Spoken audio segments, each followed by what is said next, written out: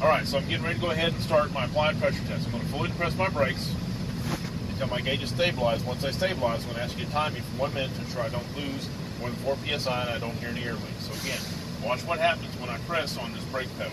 So you have to fully depress it all the way down in order to do this test. So I press the brake pedal. What are they doing? They're moving, aren't they? Yes, sir. So no, they moved. They moved a lot. I just lost about 20 psi right there.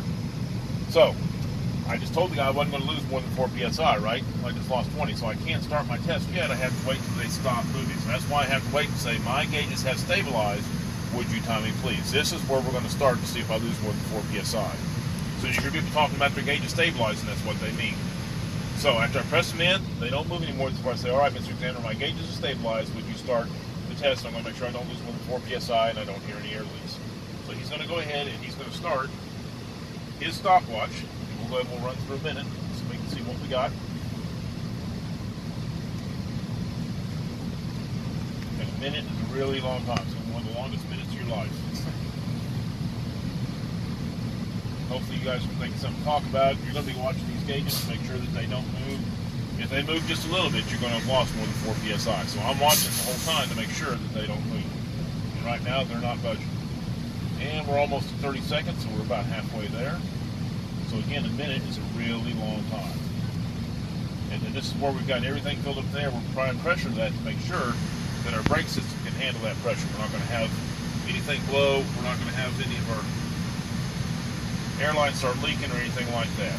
45 seconds, so we're getting closer. My valve still haven't, or my gauges still haven't moved.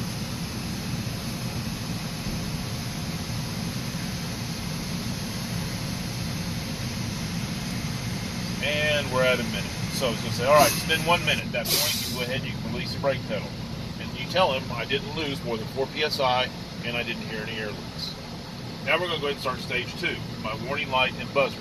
So I'm going to pump my brakes down until my warning light and buzzer comes on at or before 60 psi. Now you have to say at or before. You can't say around 60 psi, close to 60 psi.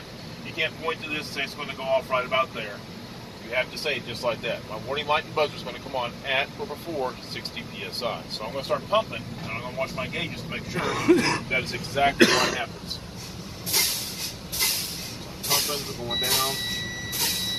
All right, my warning light and buzzer came on at or before 60 psi. In this case, my brake air supply pressure low, that's my warning light. So that was stage 2. My warning light and buzzer came on at or before 60 psi. Now I'm going to do stage 3. I'm going to continue to pump my brakes down until my protection valves pop out between 20 and 40 psi. So again, I'm going to keep pumping down, and I'm going to make sure that's exactly what happens. Now, you can say between 20 and 40 or between 40 and 20. Either way, it's not going to matter as long as you say between those two numbers. So again, I'm watching to make sure that's exactly what happens. Those will pop out in just a second. Right at 40. All right. Both my protection valves popped out between 20 and 40 psi. That concludes my air brake test. And that's it. That's all there is to it.